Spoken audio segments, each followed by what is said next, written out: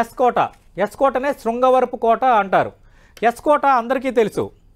అందరికీ తెలిసిన ఎందుకు చెప్తున్నానంటే, అరకు, ఆంధ్ర ఊటీగా పేరుగాంచిన అరకు వెళ్ళాలంటే ఎస్కోటను దాటే వెళ్ళాలి. అందుకు ఎస్కోట అందరికీ సుపరిచితమే.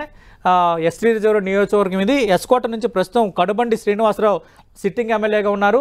కడబండి శ్రీనివాసరావుకు టికెట్ దక్కదు అన్న ఒక చర్చ కొద్ది రోజులు సాగింది. ఎందుకంటే ఎమ్మెల్సీగా ఉన్న రఘురాజు మళ్ళీ ఇక్కడ టికెట్ ఆశిస్తున్నారు.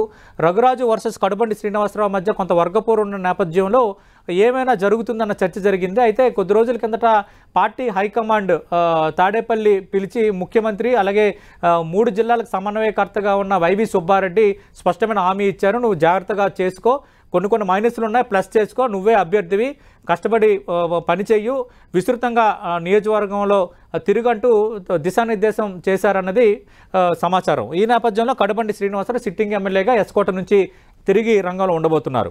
అయితే తెలుగుదేశం పార్టీకి సంబంధించి మనం చూస్తే ఇక్కడ ఒక 2 పేర్లు కనిపిస్తున్నాయి. తెలుగుదేశం పార్టీకి సంబంధించి కోళ్ళ లలిత కుమారి మాజీ ఎమ్మెల్యే, కోళ్ళ అప్పలనాయుడు గతంలో ప్రోటెం స్పీకర్గా పనిచేశారు, చాలా సీనియర్ పొలిటీషియన్.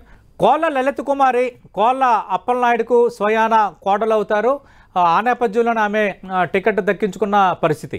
దాదాపు ఆమె టీడీపీ ఇన్ఛార్జిగా ఉన్నారు కాబట్టి ఆమెకి టికెట్ కన్ఫర్మ్ అన్న చర్చ జరుగుతోంది. అయినప్పటికీ కూడా సడన్గా ఎన్ఆర్ఐ గొంప కృష్ణ రంగంలో దిగిన వాతావరణం కనిపిస్తోంది. ఆయన కూడా తన ప్రయత్నాలు చేస్తున్నారు. గొంప కృష్ణ తన ఆదేశాలు పట్టించుకోకుండా ఇన్ఛార్జిగా తనకు గౌరవం ఇవ్వకుండానే పార్టీ కార్యక్రమాలు నిర్వహిస్తున్నారు నియోజకవర్గంలో అంటూ ఈ మధ్యనే కోళ్ళ లలిత కుమారి మాజీ ఎమ్మెల్యే పార్టీ హైకమాండ్కు ఫిర్యాదు చేసిన నేపథ్యం కూడా ఉంది. చూద్దాం, ఇక్కడ తెలుగుదేశం పార్టీకి సంబంధించి కోళ్ళ లలిత కుమారే అభ్యర్థి అని చెప్పలేని పరిస్థితి ఉంది. పార్టీ వర్గాలు కూడా వీళ్ళిద్దరూ రేసులో ఉన్నారంటున్నారు కాబట్టి మరి చంద్రబాబు నాయుడు ఆశీస్సులు ఎవరికి దక్కుతాయో వేచి చూడాల్సిన పరిస్థితి మనకు కనిపిస్తోంది.